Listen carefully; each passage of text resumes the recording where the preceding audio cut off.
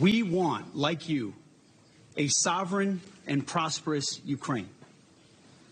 But we must start by recognizing that returning to Ukraine's pre-2014 borders is an unrealistic objective. The United States does not believe that NATO membership for Ukraine is a realistic outcome of a negotiated settlement. That was Secretary of Defense Pete Hegseth giving the clearest clue of how the U.S. sees the Ukraine-Russia war ending. His remarks came shortly before President Trump's announcement of his call with Putin, in which the two men agreed to start negotiating an end to the war, quote, immediately, a war which began 3 years ago this month when Russia invaded Ukraine.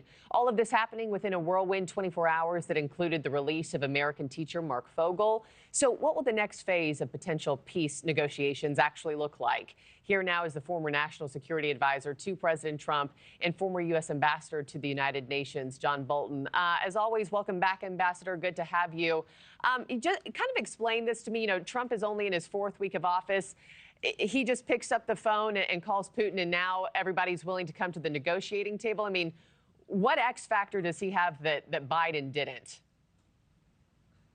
Well, it's always easy to achieve peace if you're prepared to surrender your previous objectives. And let's be clear, Vladimir Putin's been engaged in a charm offensive ever since Trump won the election. He started off about 10 days ago saying, you know, if it's as President Trump says, if he had been president, there wouldn't have been a Ukraine war. He then follows up by releasing long-held U.S. hostage Mark Fogel. Then yesterday, Belarus releases another American hostage and 2 others. This is part of Putin working on Trump. And undoubtedly, in that 90-minute conversation they had, Trump told him what Defense Secretary Hegseth was going to say, which represents the abandonment of 2 long-held U.S. objectives. When I say long-held, really going back to 2014, the time of the first Russian invasion, first objective is the restoration of full sovereignty and territorial integrity to Ukraine. That goal now abandoned, and abandoned before the negotiations even start without getting any concession from Russia. Second is saying that there's no realistic prospect of Ukraine joining NATO. That represents the abandonment of a commitment made by all of NATO, really at U.S. pressure under President George W. Bush in 2008, that ultimately NATO would become a NATO member. And there are many other things that Hegseth said as well. This is a catastrophic way to begin negotiations. This plan could have been written in the Kremlin. Now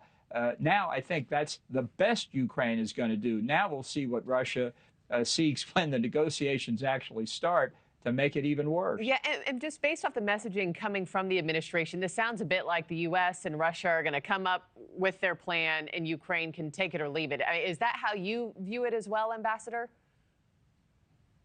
Yes, I think Putin has zero interest in negotiating with Zelensky, the president of Ukraine. I think he has zero interest negotiating with the Europeans. He thinks Donald Trump is an easy mark as a former KGB agent. That's what this flattery, this warming up, getting Trump ready for the conversation. Trump has now, by saying he would visit Putin in Moscow and Putin would come to the United States and maybe they'll meet in Saudi Arabia, he has taken Putin from international pariah status to legitimizing him literally with just a few sentences. This is one of the best days of, yesterday was one of the best days of Vladimir Putin's life. So the magic that's working, there is magic working here. It's all coming from the Kremlin.